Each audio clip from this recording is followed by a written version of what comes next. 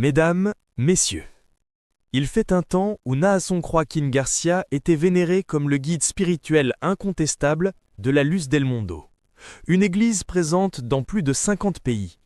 Mais en juin 2022, ce messager de Dieu a été condamné pour abus sexuels sur mineurs. Ce qui frappe le plus, ce n'est pas seulement la violence des crimes, mais le sentiment d'abandon et de trahison qu'il nourrit aujourd'hui. À 55 ans, derrière les murs d'une prison californienne, il a dressé une liste noire. 5 noms. 5 personnes qu'il ne pardonnera jamais. Et le plus glaçant, c'est que ces 5-là sont tous issus de son cercle le plus intime. Sa mère, son neveu, son bras droit, une fidèle de toujours, et son propre père, autrefois prophète avant lui. Comment une telle déchirure a-t-elle pu naître au cœur d'un empire religieux? Ce que vous allez entendre est une histoire d'ombre et de silence. Naasson Merari Joaquín García voit le jour le 7 mai 1969 à Guadalajara, au Mexique, au sein d'une famille déjà auréolée de puissance religieuse. Son père, Samuel Joaquín Flores, est le leader incontesté de La Luz del Mundo, LLDM, une organisation née en 1926 qui affirme être la seule église chrétienne véritablement guidée par Dieu. Naasson grandit dans un environnement baigné de liturgie, de rituels grandioses, de ferveur démesurée et de vénération quasi monarchique. Dès son plus jeune âge, il est élevé non seulement comme héritier spirituel, mais aussi comme futur souverain d'un empire religieux globalisé.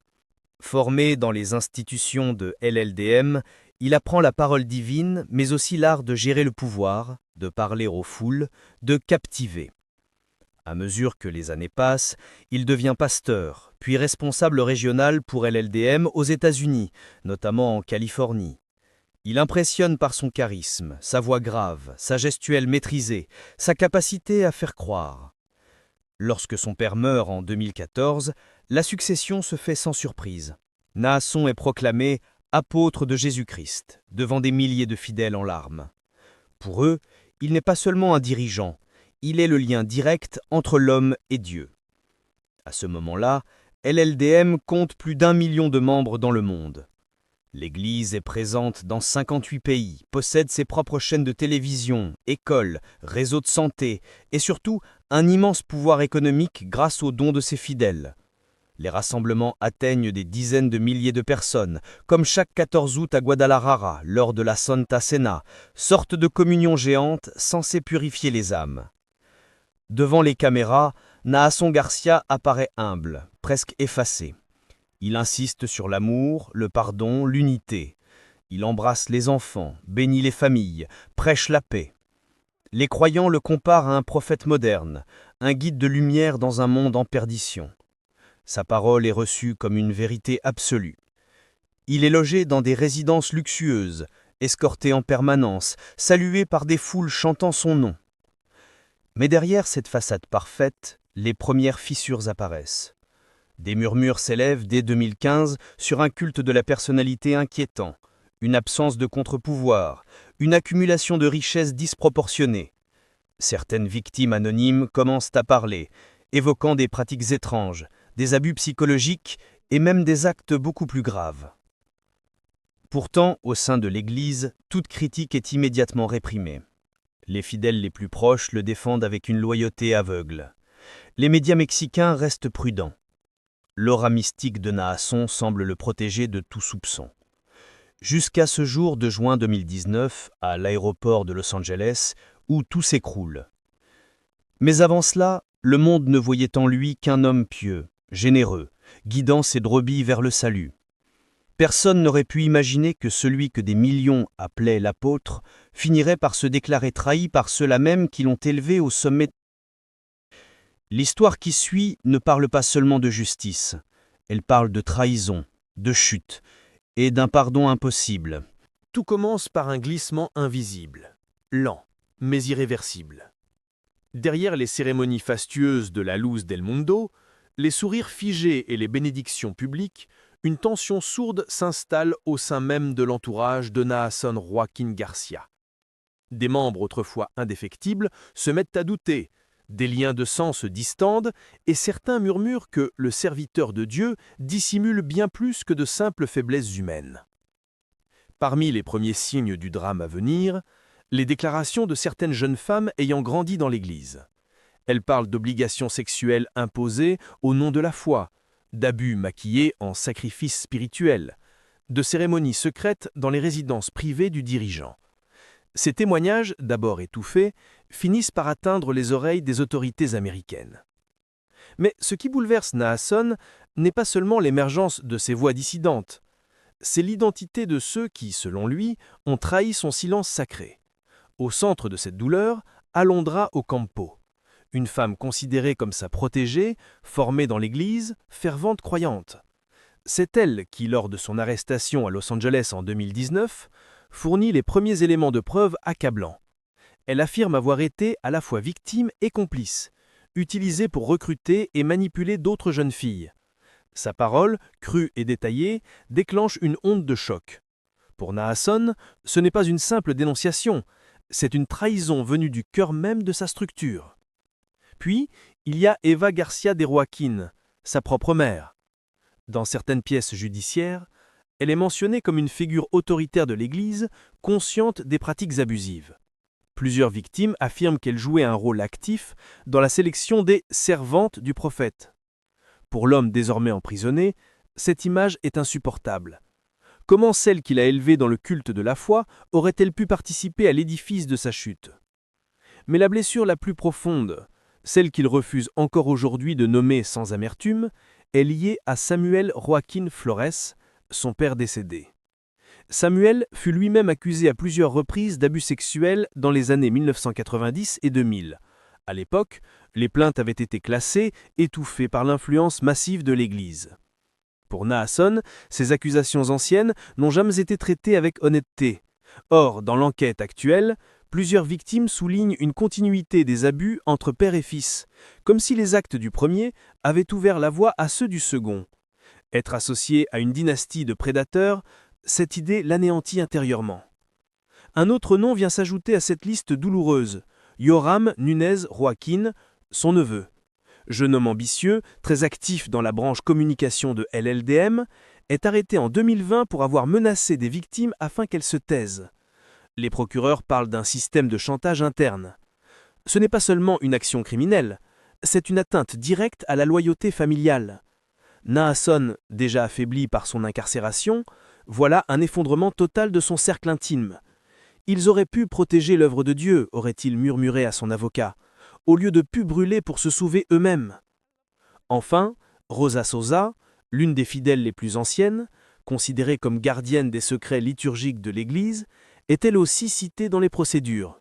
Selon les enquêteurs, elle aurait facilité certains déplacements de jeunes filles et organisé des rencontres dites spirituelles dans des lieux fermés. Pour Naasson, cette femme était un des derniers piliers inébranlables de sa mission divine. L'avoir désignée comme complice le plonge dans un mutisme glacial. Ce qui rend ce drame encore plus déroutant, c'est l'attitude de l'Église elle-même. Tandis que certains membres continuent à proclamer l'innocence du prophète, d'autres quittent silencieusement les bancs de la foi. La scission est profonde, et au centre de ce cataclysme, un homme en uniforme de détenu, lisant la Bible dans une cellule froide, ressasse les noms de ceux qu'il considère comme les fossoyeurs de sa vérité. Mais est-il vraiment la victime d'une conspiration interne ou le bourreau d'un système qu'il a lui-même nourri? Le doute plane, et l'histoire, elle, ne fait que commencer. Depuis sa mise en détention, Naasson Joaquin Garcia n'a cessé d'osciller entre mutisme stratégique et indignation contenue. Mais c'est dans l'arène judiciaire que les blessures les plus vives ont éclaté au grand jour. L'audience de juin 2022 à Los Angeles, point culminant de 3 années d'enquête, devient le théâtre d'un affrontement douloureux. Là, dans un silence pesant, l'ancien apôtre entend les voix de celles et ceux qu'il accusait autrefois d'être ses enfants spirituels, et qui aujourd'hui témoignent contre lui, le regard droit, sans fléchir. Ce jour-là, Alondra Ocampo prend la parole devant la cour. Elle détaille les abus, les manipulations psychologiques, les menaces implicites au sein de LLDM. Elle ne tremble pas, et ses mots tranchent comme des lames. « Je croyais servir Dieu, je ne servais que vos instincts. » Son témoignage, filmé et diffusé à travers les réseaux de la Cour, provoque une onde de choc internationale. Dans l'assistance, certains fidèles sanglotent, d'autres quittent la salle. Mais Naasson, lui, reste de marbre. Son avocat plaide une stratégie du silence. Mais à l'intérieur, il se brise. Pendant ce temps, des documents judiciaires mentionnent la mère de Naasson, Eva Garcia, bien que celle-ci n'ait pas été poursuivie pénalement. Ces mentions répétées la décrivent comme une figure centrale du cercle intérieur. Le nom de Samuel Joaquín Flores, son défunt père, ressurgit dans plusieurs déclarations de victimes. L'accusation trace ainsi une filiation toxique entre les générations, un cycle d'abus où le silence et le déni sont transmis comme héritage. Face à ces éléments, les avocats de Naasson tentent une défense fragile. Ils plaident l'incompréhension culturelle, l'interprétation biaisée de pratiques religieuses. Mais le mur se frissure. Une par une, les victimes viennent raconter l'impensable. À travers leurs mots, c'est une mécanique de l'horreur qui se dessine. Une structure bien huilée où chaque rouage humain, du disciple à la matriarche, semble avoir joué un rôle précis dans l'entretien du système. Joram Nunes Joaquín, le neveu, n'est pas présent lors du procès de son oncle, mais ses déclarations antérieures sont versées au dossier. Il nie toute participation directe, mais admet avoir obéi à des ordres pour protéger l'image de l'Église. Ce demi-aveu n'était rien. Il allume au contraire une suspicion tenace. Jusqu'où les proches de Naasson ont-ils été complices, ou simplement aveuglés par la foi? Et puis vient la voix de Rosa Sosa, issue de l'instruction parallèle. On y apprend qu'elle aurait coordonné certains déplacements logistiques des victimes présumées sous prétexte d'événements liturgiques. Naasson, apprenant cela depuis sa cellule, aurait murmuré « Elle était la dernière à qui je faisais encore confiance ». Tout cela culmine avec la déclaration personnelle de Naasson. Contre toute attente, il reconnaît sa culpabilité dans 3 chefs d'accusation d'abus sur mineurs, non pas pour se repentir, mais dans le cadre d'un accord de peine. Ce choix déchire la communauté. Pour certains, c'est la preuve qu'il assume. Pour d'autres, un calcul pour éviter une condamnation à vie. Mais dans ses propres mots, il n'y a aucune trace de pardon. On m'a utilisé comme un symbole, puis on m'a crucifié. Même mon sang a tourné le dos. Cette phrase, rapportée par un visiteur autorisé à le voir avant sa condamnation, résume tout.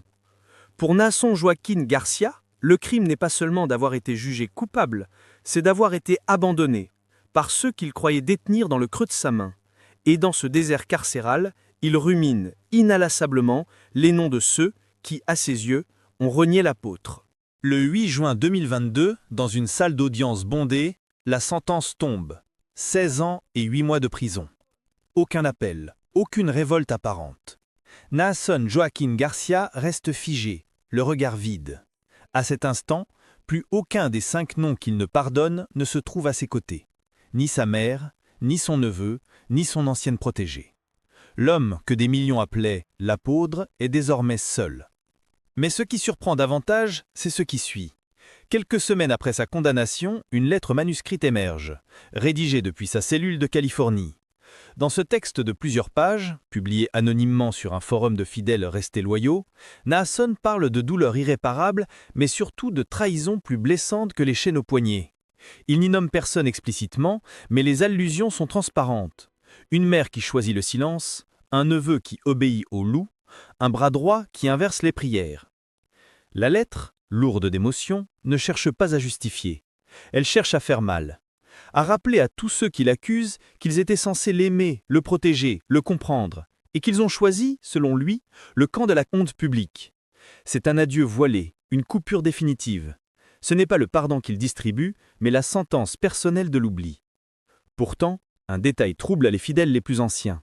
À la fin du courrier, dans une ligne isolée, il écrit simplement « Le dernier jour, c'est Dieu seul qui jugera, pas les enfants, pas la mère, pas l'Église. » Certains y voient un appel à la rédemption, d'autres un message codé destiné aux 5 figures qu'ils considèrent comme ses bourreaux. Dans les cercles de LLDM, la phrase circule, répétée, interprétée, décortiquée. Aucun des 5 intéressés ne réagira publiquement.